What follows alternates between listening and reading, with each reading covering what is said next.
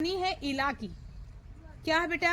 इला की कहानी। देखो, इला एक लड़की थी जो अपने पैरों से सुंदर कढ़ाई करती थी। इला एक लड़की थी जो अपने पैरों से सुंदर कढ़ाई करती थी। जब इला छोटी थी तो उसके हाथ वैसे काम नहीं करते थे जैसे दूसरों के करते थे। जैसे आप कोई भी काम कर सकते हो हाथों से, लेकिन इला जो है वो कोई भी काम हाथों से वैसे नहीं कर पाती थी। उसको जन्म से ही कोई समस्या थी।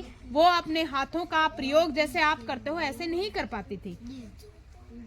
माँ और दादी ने कहा, हम तुम्हें सिखाएंगे इला। माँ और दादी ने कहा, हम तुम्हें सिखाएंगे इला, तुम भी कढ़ाई कर सकती हो। उसकी माँ और दादी ने कहा कि भाई तुम्हारे हाथ वैसे तो सभी लोग बच्चों के जैसे नहीं है, लेकिन हम तुम्हें सिखाएंगे, तुम भी वैसे ही कर पाओगी।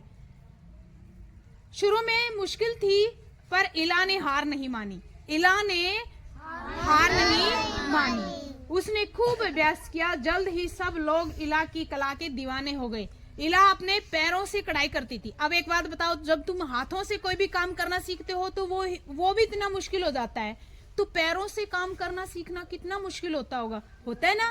तो शुरू में उसको बहुत समस्या आई, बहुत मुश्किल हुई, लेकिन उसने हार नहीं मानी। ठीक है ना।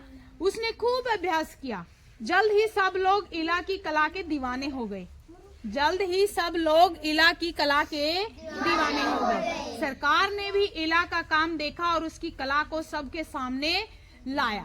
अब सरकार ने देखा कि इला पैरों से इतना अच्छा काम कर रही है। एक दो बार उसकी जो कढ़ाई की हुई चीजें देखी तो बहुत सराहना की, और फिर उस चीज को सब बच्चों के सामने, सब लोगों के सामने लाया गया।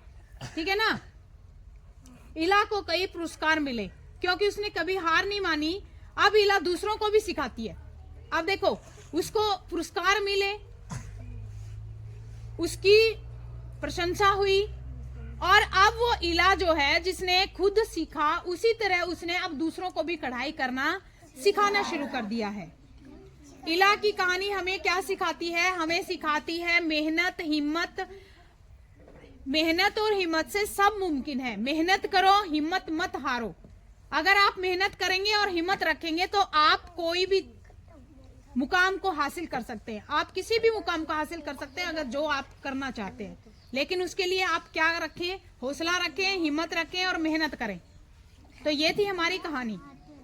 और अब मैं आपसे कुछ प्रश्न पूछती हूँ